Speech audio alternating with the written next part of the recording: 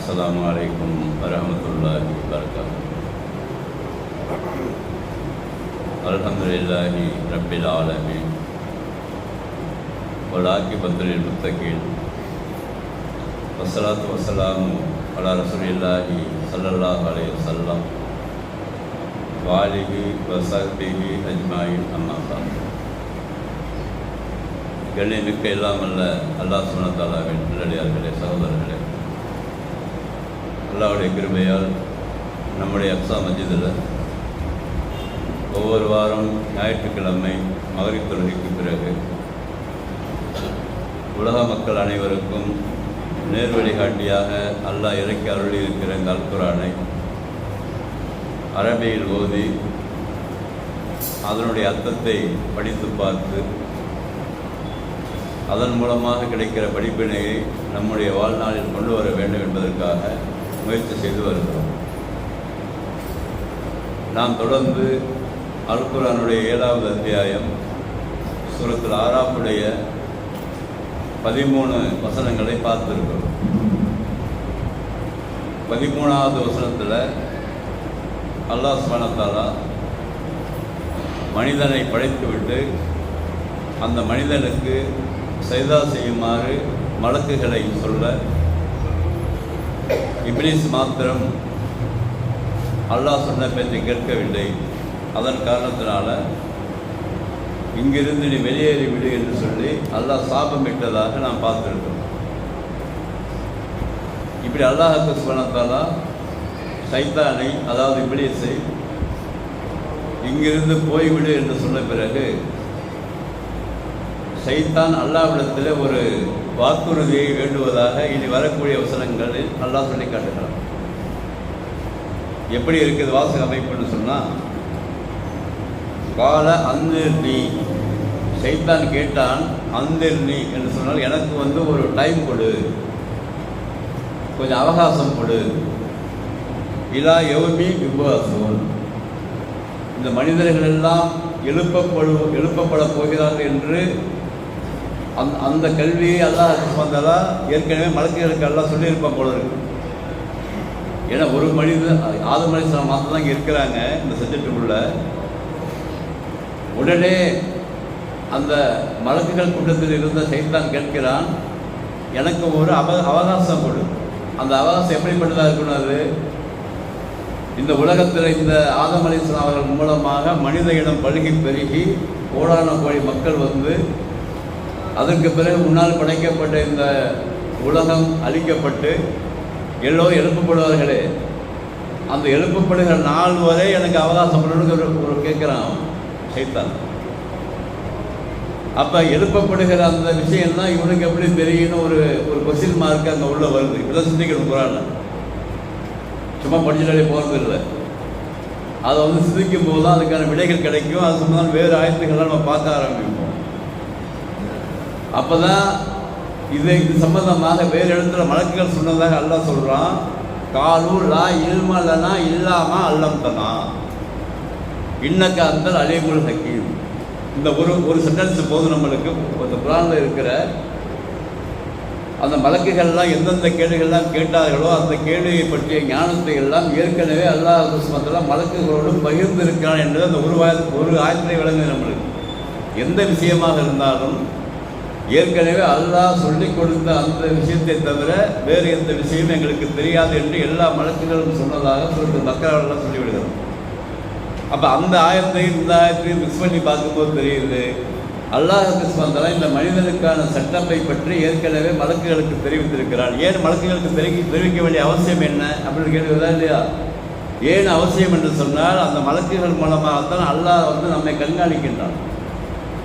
நம்முடைய இடதுபுறம் வலதுபுறம் போகும்போது வரும்போது பாதுகாக்க, உயிரை எடுக்க, நம்மை கண்காணிக்க, கணக்கு எழுத, இப்படி எல்லா வேலைகளுக்குமே அந்த மலக்குகளைத்தான் அல்லாஹ் பயன்படுத்துகிறான் இந்த உலக வாழ்க்கையில்.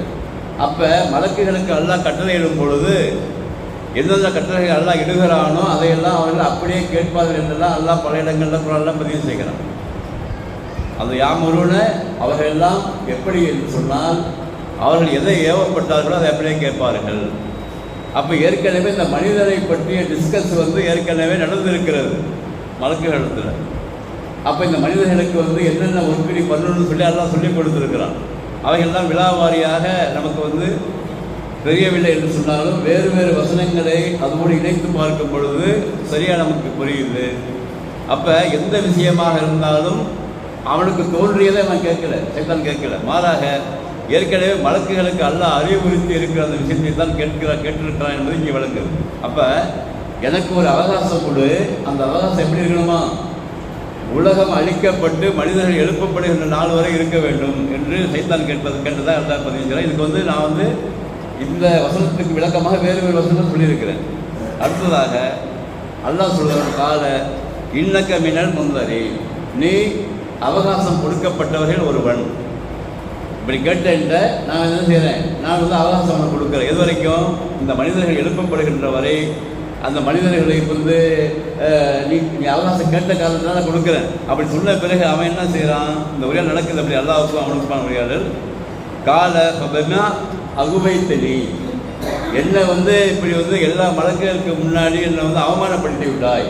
டக்குனு வந்து அந்த வாக்குறுதி அல்லாஹ்விட வந்து பெற்றுக்கொண்டு அடுத்த ஸ்டெப்புக்கு போகிறோம். எப்படி மலக்குகள் கொடுத்தது என்ன, நீ வந்து என்ன பண்ண இழிவுபடுத்தி விட்டாய். அகுபைத்தின்னு சொன்னாக்கா என்னை இழிவுபடுத்தி விட்டாய். அந்த காரணத்தினால அக்குவதன் அல்லாஹும் சிராத்தக்கள் முஸ்தகி, உன்னால் படைக்கப்பட இருக்கிற மனிதர்களுடைய அந்த நேர்வழி பாதை இருக்குல்ல, அந்த நேர்வழி பாதையில் போய் நான் உட்காந்துக்குவேன். இவன் டக்குனு அடுத்த ஸ்டெப்புக்கு போகிறோம். என்னென்ன இழிவுபடுத்ததே இல்லை, அதனால் உன்னால் படைக்கப்பட இருக்கிற மனிதர்களுக்கு முன்னாடி நான் போய் உட்காந்துக்குவேன். எப்படி உட்காந்துக்குவேன், சும்மல் ஆத்தி அல்லாஹம், நான் வந்து கொண்டே இருப்பேன். மிம்பைடு ஐதீகம் அமின் கல்வியும், அவங்களுடைய வலது புற வருவேன், முன்னாடி வருவேன், பின்னாடி வருவேன். அன் ஐமாலிகும் அன் சமாயிலிகும், அவன் இடது பக்கம் வருவேன், வலது பக்கம் வருவேன். அப்படி சொல்லிட்டு அவன் சொல்கிறான், வலா தஜித அக்தருவும் சாக்கரி, இப்படி உன்னால் படைக்கப்பட இருக்கிற எல்லா மனிதர்களையும் நன்றி செலுத்துபவர்களாக நீ காண மாட்டாய். நான் என்ன பண்ணுவேன், முன்னாடி பின்னாடி இடது பக்கம் வலது பக்கம் உட்காந்துக்கிட்டு நீ ஒரு பாதையை போட்டு கொடுத்துருப்ப, சிராத்தக்கள் புஸ்தகன்னு சொல்லி அந்த பாதையில் போகவிடாமல் நான் தடுப்பேன். அதனால் உன்னால் படைக்கப்பட இருக்கிற அந்த மனித கூட்டம் இருக்குல்ல, அந்த மனித கூட்டம் உனக்கு நன்றி செலுத்துவதில் அதிகமான பேர் பார்க்க மாட்டேன் என்று சொல்லி அவன் சொல்கிறான். அதுக்கு அல்லாஹ் சொல்கிறான், காலை இன்னொன்று சொல்கிறான், உஹ்ரித் மின்ஹா, இதிலிருந்து வெளியே போயிடு. அப்படி போட்டு மதுமூமன் மத போறா, இழிவுபட்டவனாகவும் விரட்டப்பட்டவனாகவும் நீ வெளியே போயிடணும். லமன் தபியக்க மின்கும், அவர்களிலிருந்து உன்னை யார் வந்து பின்பற்றுகிறார்களோ இல்லை அம்ல அன்ன ஜகனம் மின்கும், அவர்களிலிருந்து முழுமையாக நான் நரகத்தை வந்து ஃபில் பண்ண இருக்கிறேன். அஜ்மையில் முழுமையாக. இந்த 18 வசனங்கள் வரைக்கும், அதாவது 14லேருந்து 18 வசனம், 4 வசனங்களில் அல்லாஹ்வுக்கும் ஷைத்தானுக்கும் நடந்த உரையாடலை அல்லாஹ் தெளிவாக சொல்லிவிடுகிறான். மனிதனை படைத்த ஆரம்ப ஸ்டேஜ் அது. அப்போ நமக்கு என்ன விளங்குதுன்னு சொன்னாக்கா, ஆதம் அலைஹிஸ்ஸலாம் அவர்களிலிருந்தே ஷைத்தான் வந்து அவனுடைய வேலையை காப்பிக்க ஆரம்பிச்சிட்டான். அப்படின்னு வருது, இந்த விளக்கம் பார்ப்போம், அது அடுத்த வரும். அப்போ ஆதம் அலைஹிஸ்ஸலாம் அவர்கள் முதலே உலகம் அழிகின்ற வரை வரக்கூடிய எல்லா மனிதர்களையும் கெடுப்பதற்காகவே அவன் உருவாக்கப்பட்டிருக்கிறான். நம்பர் 1 இது. அல்லாஹ்வால் தான் உருவாக்கப்பட்டிருக்கிறான். இப்போ என்ன கேள்வி நம்மளுக்கு கிராஸ் கொஸ்டின் வந்து சிந்திக்கும் போது, எதற்காக மனிதனை படைக்க வேண்டும், சைத்தானை எதற்காக ஏற்பாடு செய்ய வேண்டும்? அப்போ சைத்தானை ஏற்பாடு செய்யவில்லை என்று சொன்னால் எல்லா மக்களும் நல்லா கட்டாயம் இருப்பாங்கல்ல அப்படின்னு புத்திஜீவிகள், அறிவுஜீவிகள் சிந்திச்சு பார்த்து லாஜிக்காக பேசக்கூடிய கூட்டம் இருந்தது. நான் சொந்தமாக நான் சொல்லலை, லாஜிக்காக பேசி புத்தகம் எழுதியிருக்கிறாங்க. எதுக்குப்பா இந்த சைத்தானையும் படைக்கணும், மனுஷனையும் படைக்கணும்? மனுஷனை மாட்டு சைத்தானை படைக்காம இருந்தால் அவன் கண்டா இருப்பான்ல, அல்ல படைச்சா அல்லாஹ் மனிதனை அப்படியே படிச்சுட்டு போக வேண்டியதானே, சைத்தானை ஏன் படைக்கணும் என்ற கேள்விக்கு தான் அல்லாஹ் பல இடங்களில் பதில் சொல்கிறான். இந்த மனிதன் இருக்கிறான்ல, இந்த மனிதன் மற்ற படைப்புகளை விட வித்தியாசமானவன். மற்ற படைப்பு எதையெல்லாம் அல்லாஹ் படைத்தானோ உலகத்தில், மனிதன் படைக்கப்படுவதற்கு முன்பாக எதையெல்லாம் அல்லாஹ் படைத்தானோ அந்த படைப்புகள்லாம் எப்படின்னாக்கா அல்லாஹ் சொன்னதை அப்படியே கேட்கக்கூடிய படைப்புகள். எது சொன்னாலும் அது அப்படியே ஒரு மில்லிக்குள்ளே மாறாமல் இருக்கும். அவனால் படைக்கப்பட்ட அத்தனை படைப்புகளும் அப்படித்தான். மனிதனை மாத்திர வித்தியாசமாக அல்லாஹ் என்ன செய்கிறான் என்று சொன்னால், மூளை அமைப்புக்குள்ள தானாக சிந்தித்து பார்த்து சுதந்திரம் ஒன்று கொடுக்குறான் அவனுக்கு, மனுஷனுக்கு மாத்திரம். அது புதிய படைப்பு. நாமெல்லாம் யாரு, அல்லாஹ்வால் படைக்கப்பட்ட ஒரு வித்தியாசமான புதுமையான படைப்பு. இதை பற்றி குரான் நிறைய இடங்கள் எல்லாம் சொல்கிறாங்க, சொந்தமான சொல்லலை. அது எப்படிப்பட்ட புதுமையான படைப்புன்னு சொன்னாக்கா, ஒரு விஷயத்தை தானாகவே சிந்தித்து பார்த்து அதை வந்து தேர்ந்தெடுக்கிற ஒரு பவரை அல்ல நமக்கு மாத்திரம் நல்லா கொடுத்துருக்கிறோம். வேறு யாரும் கிடையாது. மனுஷனுக்கு மாத்திரம்தான் ஒரு விஷயத்த இது சரி, இது தப்பு, இது ரைட்டு, இது ராங்கு, இது வந்து நல்லது, இது கெட்டது, இது சரியானது, இது தப்பானது என்று சிந்தித்து பார்த்து தானாகவே சூஸ் பண்ணி அவனை நடைமுறைப்படுத்துகிற மாதிரி உள்ள செட்டப்பை தான் மூளைக்குள்ள எல்லாம் வைத்திருக்கிறான். அதனால தான் மனதை எல்லாம் படைத்திருப்பதாக எல்லாம் சொல்கிறான். மனசு இருக்கிற மூளை, மனசெல்லாம் ஒன்று தான். அந்த மூளைக்குள்ள என்ன மனுஷனுக்கு மாத்திரன்னு சொன்னாக்கா, இது தப்பு, இது ரைட்டு, நல்லா தெரியும். எனக்கு யாரை வேணாலும் கேட்டு பாருங்க, நம்மளுக்கே தெரியாது. நாம் செய்கிற காரியம் தப்புன்னு நல்லா தெரியும். அப்படி செய்யும்போது, அந்த தப்பை செய்யும்போது அல்லாவோட அருள்கொடை இருந்தால் அவனை வந்து விலகி விடுவான் அதிலிருந்து. இந்த காரியம் தப்பாக இருக்குது, இது அல்லாவுக்கு மாற்றமாக இருக்குன்னு விலகிடுமா. ஆனால் விலகாதவர்கள் யாரும் தெரிஞ்சே செய்வான். தப்புன்னு தெரிஞ்சே அதை செய்வான். யார் வேணாலும் கேட்டு பாருங்க. சிகரெட்டு பிடிக்கிறான் ஒருத்தன், சாராயம் குடிக்கிறான், அல்லது வட்டி வாங்குறான், விபச்சாரம் பண்ணுறான், எந்த தீமை செய்தாலும் ஆட்டோமேட்டிக் கேட்டு பாருங்களேன், தப்பு தான், முடியலன்னு சொல்லுவான். தப்பு தான், என்னால் விட முடியல, இதை விட்டாலும் எனக்கு வேறு வழி தெரியல, இப்படி ஏதாவது சாக்கு போக்கு சொல்வானே தவிர அவன் அந்த காரியத்தை தவறு என்று அவன் உணர்கிறான். அல்ல உணர வைத்திருக்கிறான். உணர்ந்து தான் அவன் செய்கிறான். அதே மாதிரி இந்த சூஸ் பண்ணுற ஒரு மைண்டு வந்து உள்ள நம்ம மைண்டுக்குள்ளே இருக்குது. அது நல்லது, இது கெட்டது, எல்லா விஷயத்துலையுமே நம்ம வந்து சூஸ் பண்ணிடலாம். எப்படி சாதாரணமாக நம்ம சாப்பிடுகிற சாப்பாட்டில் கூட இது சரி தப்புன்னு கண்டுபிடிச்சிடணும். எங்கேயாவது சாப்பிட்ருப்போம் நம்ம ஒரு ஹோட்டலில் போயிட்டு, ஒரு ஊருக்கு போய், வெளியூருக்கு, அந்த ஹோட்டலில் வந்து கரெக்டாக கண்டுபிடிப்போம். இந்த இடத்துல இந்த கடையில் வந்து அந்த சட்னி நல்லா இருக்குதுன்னு வந்துடுவோம். நம்ம ஊரில் தான் பிரயாணம் பண்ணியிருப்போம். அதேமாதிரி நாம் செய்கிற எல்லா செயல்பாட்டையும் பார்த்தீங்கன்னா சூஸ் பண்ணி தான் செய்கிறோம். நம்ம போடுகிற ட்ரெஸ்ஸாக இருக்கட்டும், நம்ம கட்டிக்கிற வேட்டியாக இருக்கட்டும், நம்ம போடுகிற ஆடையாக இருக்கட்டும், நம்ம தேர்ந்தெடுக்கிற மனைவியாக இருக்கட்டும், இப்படி நம்ம தேர்ந்தெடுக்கப்படுகிற எல்லாத்தையுமே சூஸ் பண்ணி தான் எடுக்கிறோம். சும்மா ஏழை தான் எடுக்கிறது இல்லை.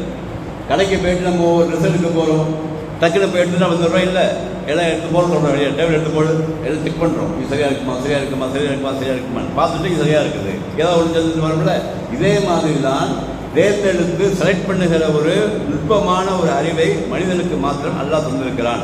அப்படி தந்து விட்டு தான் அல்லாஹ் சொல்கிறான், எப்போ நான் சொல்கிற விஷயத்தை நீ திங்க் பண்ணி பாரு, நான் சொல்கிற விஷயத்த திங்க் பண்ணி பாரு, அது மூளை கண்டிப்பாக நீ சரியாக திங்க் பண்ணினா ஒத்துக்கோங்க, ஒத்துக்கொண்டு நீ அதை செயல்படுத்த ஆரம்பிச்சு. நீ வந்து எவனோ தரானு எவனோ செலக்ட் பண்ண வேணாம். ஒன்று என்னை பற்றி புரிஞ்சுக்கணும்னு சொன்னாக்கா நீ முதல்ல சிந்தித்து பாரு, நான் சொல்கிறது சரியா தப்பா. ஏன்னா சரியா தப்பா என்று சிந்தித்து பார்த்து விளங்குகிற அளவுக்கு உனக்கு மூளை இருக்குது. அந்த மூளைக்குள்ள உனக்கு எல்லா விதமான செட்டப்பை நான் வச்சிருக்கிறேன். நீ வந்து ஒரு புதிய படைப்பு, வித்தியாசமான படைப்பு, மற்ற படைப்பு மாதிரி கிடையாது, மற்ற விலங்குகள் மாதிரி கிடையாது.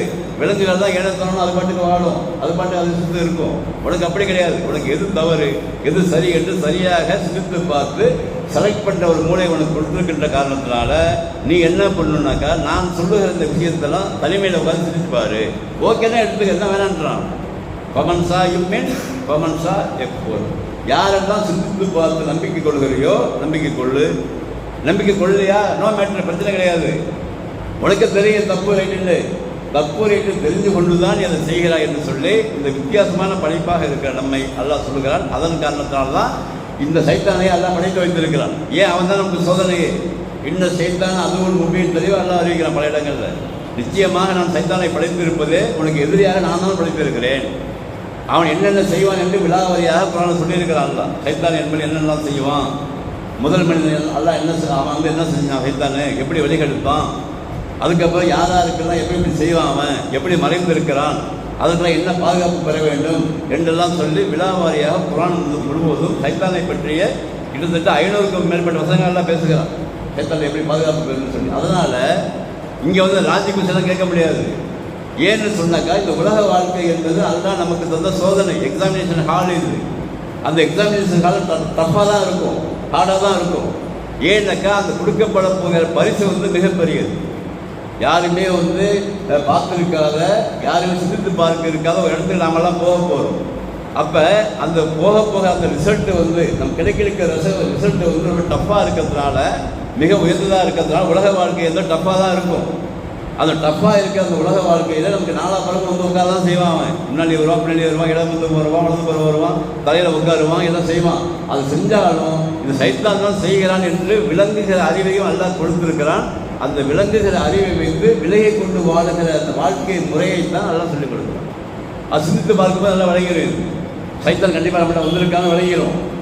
எப்பெல்லாம் விளங்கும்? தனக்கு விளங்கும். அது விளங்கிட்ட செய்வாயுமே. அப்போ விளங்கிட்ட செய்யும் பொழுது தான் எனக்கு தண்டனையையும் விளங்கி கொண்டு விலகுபவர்கள் யாரோ அவர்களுக்கு பரிசையும் அல்லாஹ் வைத்திருக்கிறான். அப்போ இந்த 4 ஆயத்து மூலமாக நமக்கு என்ன விளங்குது? அல்லாஹ் சைத்தானை படைத்திருப்பதே நமக்கு சோதனை தான். அந்த சோதனையில் அது மறைந்திருந்தான் கெடுப்பான், வெளிப்படையாக கெடுப்பான். எல்லாம் சொல்கிறோம், மறைந்திருந்து கெடுப்பான், வெளிப்படையாக கெடுப்பான். அவனுக்கு ஒரு ஆள் கிடையாது. நிறைய இடங்களில் குரானில் வருது. அவனும் அவனுடைய கூட்டத்திலிருந்து வருது. பல இடங்கள் அவனுக்கு கூட்டமே இருக்குது. பல இதில் யாரை இப்படி இறக்கணும்னா அவனுக்கு இறக்குவான். இப்போ நமக்கு பேசிட்டு இருக்கோம்னா நம்மளுக்கு சிந்தா அவங்க இருப்பான், மலக்கள் இருப்பாங்க, சைத்தானும் இருப்பான். நான் சொந்தமாக சொல்லலை. ஏன்னா எல்லாம் சொல்கிறான், நீங்கள் பார்க்காத புறத்தில் அவன் உங்களை பார்க்கிறான்.